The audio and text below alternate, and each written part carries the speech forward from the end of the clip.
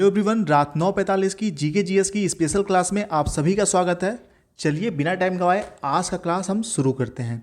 आज के क्लास में टोटल 40 एमसीक्यू क्वेश्चन है, 40 बहुविकल्पी प्रश्न हैं और आप सभी लोगों से रिक्वेस्ट है कि इन 40 प्रश्नों में से आपके कितने सही हुए कमेंट करके ज़रूर बताइएगा।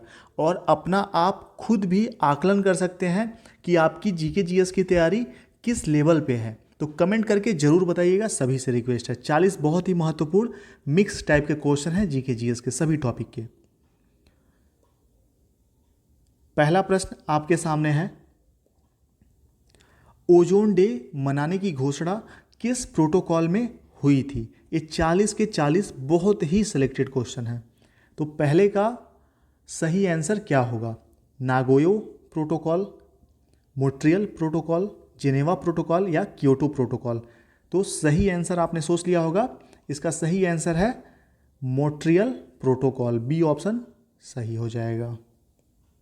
ठीक है, 16 दिसंबर आप नोट कर सकते हैं ओजोन डे।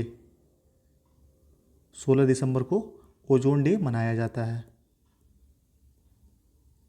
चलिए नेक्स्ट क्वेश्चन देखते हैं। नोट जरूर करिएगा, आप सभी लोगों से रिक्वेस्ट है मेरा। जैव विविधता का अंतर्राष्ट्रीय कार्यालय कहाँ है? दूसरे का सही आंसर उम्मीद है सभी को पता होगा। दूसरे का सही आंसर है रोम। देखिए, बिना छुपाए बिना शर्माए कमेंट बॉक्स में ज़रूर बताइएगा कि 40 में से कितने प्रश्न आपके सही हुए। ठीक है, ताकि आपको भी पता चल सके और जो भी कमी हो, जिस भी टॉपिक के आंसर आप ना दे पाएँ, वो टॉपिक नोट कर लीजिएगा ताकि आगे आप वो टॉपिक तैयार कर सकें। अपनी कमी एग्ज़ाम के पहले पता होनी चाहिए। ओजोन परत के क्षरण में क्लोरोफ्लोरोकार्बन का मुख्य स्रोत क्या है? मोस्ट इंपॉर्टेंट है। तीसरा क्वेश्चन, व्हिच रेफ्रिजरेटर यानी कि फ्रिज, बी ऑप्शन सी है दूषित जल या केरोसिन यानी कि जो मिट्टी का तेल पहले बोलते थे इसको। तो सही आंसर क्या होगा आपके हिसाब से? ओजोन परत के क्षरण में क्लोरोफ्लोरोकार्बन का मुख्य स्रोत। तीसरे का सही आंसर हो जाएगा बी, रेफ्रिजरेटर। ठीक है, इसको हम फ्रिज भी कहते हैं। चौथा प्रश्न देखते हैं, भारत में सबसे ज़्यादा टाइगर रिजर्व किस प्रदेश में है? शिक्षक भर्ती के लिए मोस्ट इंपॉर्टेंट क्वेश्चन। भारत में सबसे ज़्यादा टाइगर रिजर्व किस प्रदेश में है? महाराष्ट्र, पश्चिम बंगाल, उत्तर प्रदेश, मध्य प्रदेश। चौथे का सही आंसर हो जाएगा एमपी, मध्य प्रदेश। अगला प्रश्न आपके सामने है, निम्नलिखित में से कौन सी ग्रीन हाउस गैस नहीं है? कौन सी ग्रीन हाउस गैस नहीं है आपको बताना है। Methane, nitrous oxide, sulphur hexafluoride या फिर कार्बन मोनोऑक्साइड। Question number 5। तो सही आंसर आपने सोच लिया होगा, D, carbon monoxide green house gas नहीं है। नेक्स्ट देखते हैं, विश्व का फलोद्यान कहा जाता है? मोस्ट इंपॉर्टेंट, विश्व का फलोद्यान कहा जाता है। Question number 6।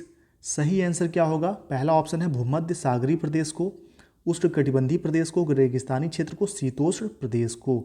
सही आंसर आपने सोच लिया होगा। 6 का सही आंसर है भूमध्य सागरीय प्रदेश को।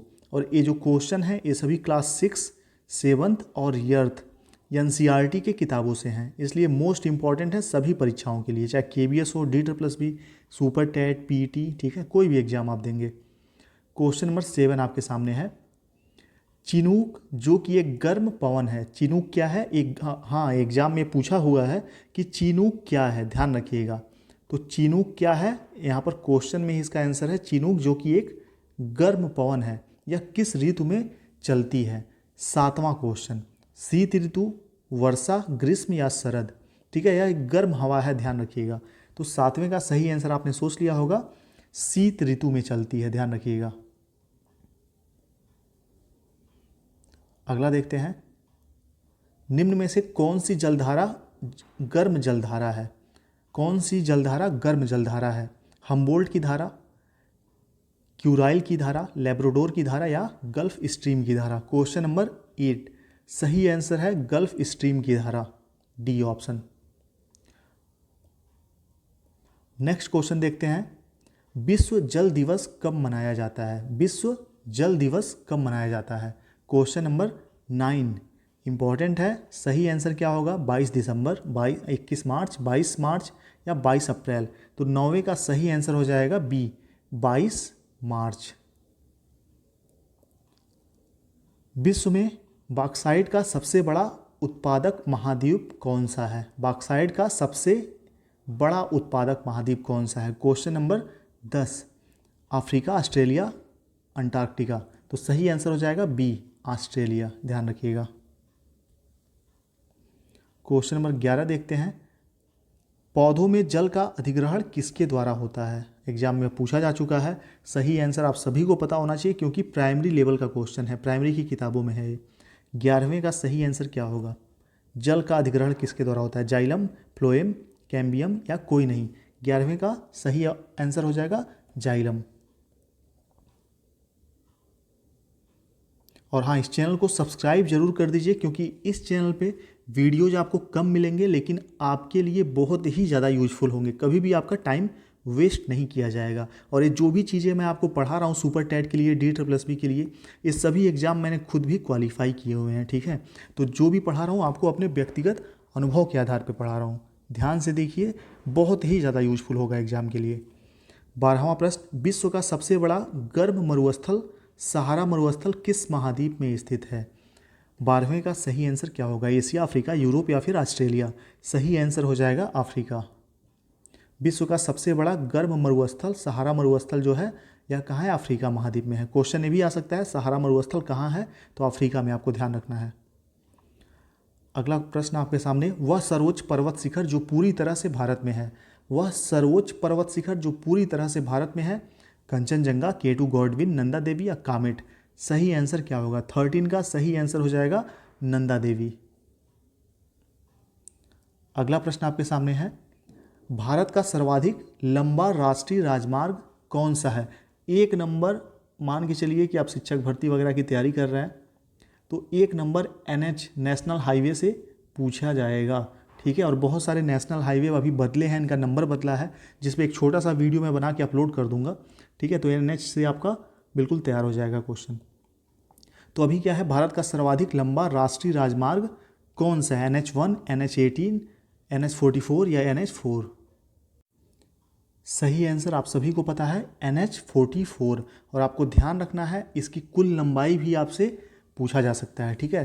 तो 3745 किलोमीटर इसकी कुल लंबाई है, ठीक है, जो कि श्रीनगर से लेके कन्याकुमारी तक जाती है। ये भी आप नोट कर सकते हैं, श्रीनगर से कन्याकुमारी तक 11 राज्यों से होते हुए। नेक्स्ट देखते हैं, सिविल सेवा किसके शासनकाल में प्रारंभ हुई थी? मोस्ट इंपॉर्टेंट है, 15 क्वेश्चन। सही आंसर क्या होगा? कैनिंग, कर्जन, कार्नवालिस या डलहौजी? तो सही आंसर आपने सोच लिया होगा 15 का लॉर्ड कार्नवालिस, ठीक है। सी ऑप्शन सही हो जाएगा यहाँ पे। अगला प्रश्न देखते हैं, विश्व का सबसे ऊंचा झरना स्थित है? विश्व का सबसे ऊंचा झरना कहाँ स्थित है? तो 16 का सही आंसर आप सभी को पता होगा डी, वेनेजुएला। अगला देखते हैं, भारत का सबसे दक्षिणी छोर कौन सा है? एग्जाम में आ सकता है। भारत का सबसे दक्षिणी छोर, इंदिरा कॉल, गुहार मोती, इंदिरा पॉइंट या फिर कोई नहीं? तो सही आंसर आपने सोच लिया होगा 17 का हो जाएगा Indira point, C option. Next है, दक्षिणी भारत का मैनचेस्टर कहा जाता है? दक्षिण भारत का मैनचेस्टर, कोयम्बटूर, बेंगलुरु, चेन्नई या मदुरई? 18 का सही आंसर हो जाएगा कोयम्बटूर, दक्षिण भारत का मैनचेस्टर। वेदों की ओर चलो नारा किसने दिया? वेदों की ओर चलो नारा किसने दिया? सही आंसर 19 क्वेश्चन का हो जाएगा दयानंद सरस्वती। ये तो बहुत ईजी था, याद होगा सभी को। अगला देखते हैं, भारत का गवर्नर जनरल कब से वायसराय कहलाने लगा? भारत का गवर्नर जनरल कब से वायसराय कहलाने लगा? तो 20वें का सही आंसर क्या होगा? 1857 की क्रांति से, घोषणा पत्र 1858 से, स्थानीय स्वशासन अधिनियम 1883 या फिर इंदिरा काउंसिल एक्ट 1861 से? तो 20वें प्रश्न का सही आंसर हो जाएगा घोषणा पत्र 1858 से, B option. Question number 26, Assam का एक सींग वाले गैंडे वाला वन्य जीव अभयारण्य कौन सा है? असम का एक सींग वाला जो गैंडे वाला वन्य जीव अभयारण्य है कौन सा है? तो सही आंसर 99% लोगों को जाहिर सी बात है पता होगा, काजीरंगा। अगर आप टेलीविज़न वगैरह डिस्कवरी देखते होंगे तो ये सारे क्वेश्चन आपके सही होंगे। 26वें का बी।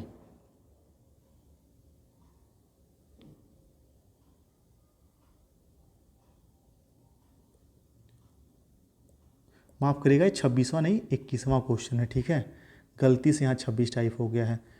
चलिए, तो 21वें का हो जाएगा काजीरंगा। 22वां प्रश्न आपके सामने है, अमेरिका के शीतोष्ण घास स्थल को क्या कहते हैं? जो अमेरिका का शीतोष्ण घास स्थल है क्या कहलाता है? 22वें का सही आंसर हो जाएगा प्रेयरी, ध्यान रखिएगा।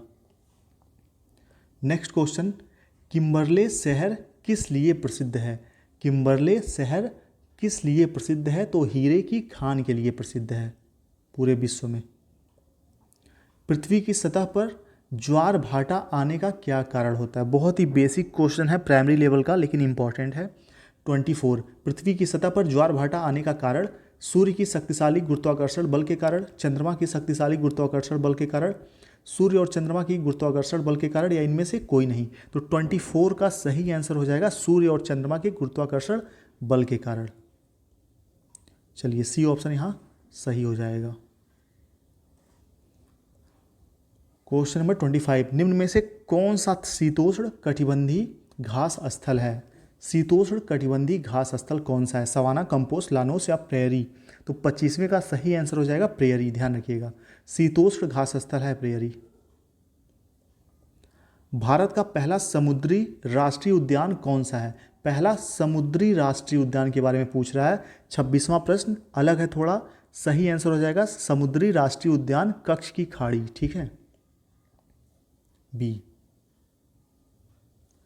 Question number 27, Vikramshila Ganga dolphin अभयारण्य किस प्रदेश में है? उत्तर प्रदेश, बिहार, पश्चिम बंगाल या फिर असम? विक्रमशिला गंगा डॉल्फिन अभयारण्य, तो बिहार सही आंसर हो जाएगा। भारत के किस क्षेत्र को छोटा तिब्बत कहा गया है? बहुत ही अच्छा क्वेश्चन है।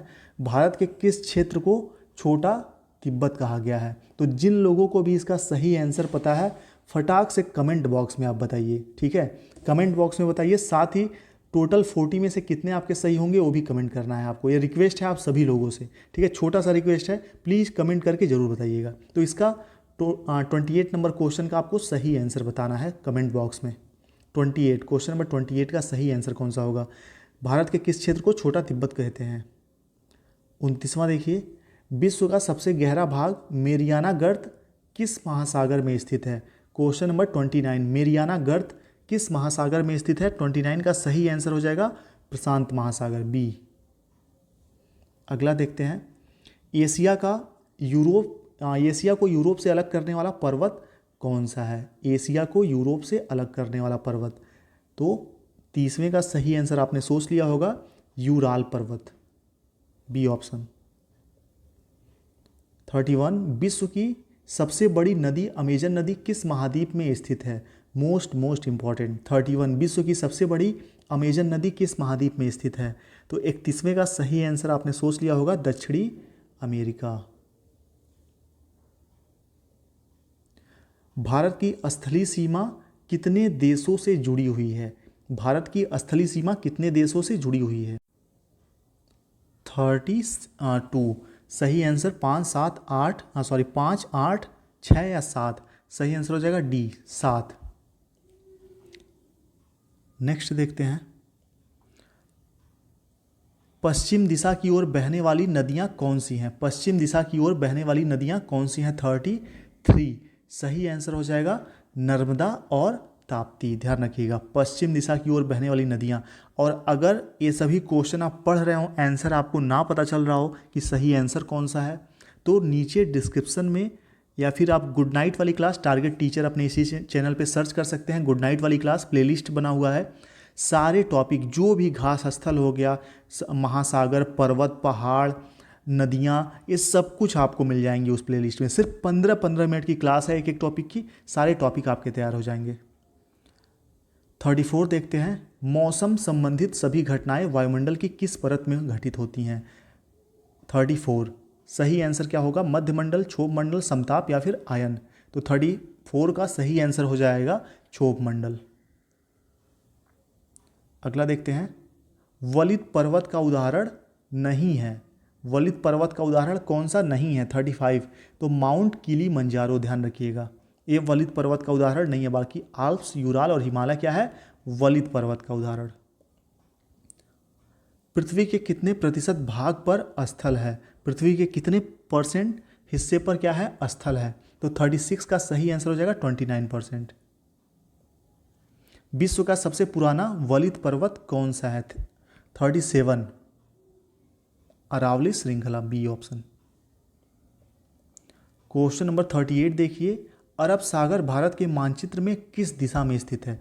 जो भारत का मानचित्र है तो अरब सागर उसके किस दिशा में स्थित है? 38 का सही आंसर हो जाएगा पश्चिम में, ध्यान रखिएगा। सागर महासागर सब कुछ पढ़ाया जा चुका है गुड नाइट वाली क्लास में, नीचे डिस्क्रिप्शन में उसका लिंक है प्लेलिस्ट का। समुद्र तक पहुंचते हुए नदी अपनी धाराओं में विभाजित हो जाती है, इसे क्या कहते हैं? 39, तो इसको कहते हैं वितरिका।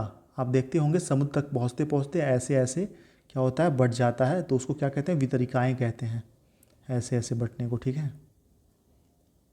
अगला देखते हैं क्वेश्चन नंबर 40, वायुदाब सर्वाधिक कहाँ होता है? सर्वाधिक वायुदाब कहाँ होता है? तो सही आंसर क्या होगा? ऊंचाई पर, समुद्र स्थल, दोनों पर, या इनमें से कोई नहीं? तो सही आंसर है बी, समुद्र स्थल पर। सुपर टेट की तैयारी अगर आप कर रहे हैं, आपको सेलेक्टेड PDF नोट्स चाहिए, तो बहुत ही कम फीस पे दिवाली ऑफर में आप ले सकते हैं, ठीक है। 7905352723 इस नंबर पर व्हाट्सएप पे मैसेज करके सिर्फ आपको अभी 390 रुपीज़ पे करने हैं। वैसे इसकी फ़ीस जो है 499 है। 499 में बहुत से लोगों ने इस नोट्स को ऑलरेडी ले रखा है। तो आप इस नंबर पर मैसेज करेंगे, आपको डेमो चाहिए तो डेमो नोट्स भी मिल जाएगा, PDF फॉर्मेट में नोट्स होंगे, ठीक है। आप इसका चाहें तो प्रिंट आउट भी करा सकते हैं। बहुत ही सेलेक्टेड नोट्स हैं।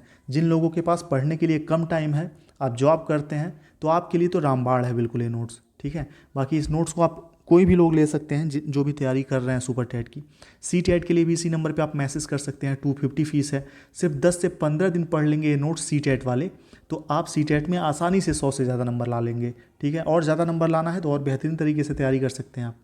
चलिए मिलते हैं आप लोगों से नेक्स्ट वीडियो में। कमेंट बॉक्स में ज़रूर बताइए 40 में से कितने आपके सही हुए, ठीक है।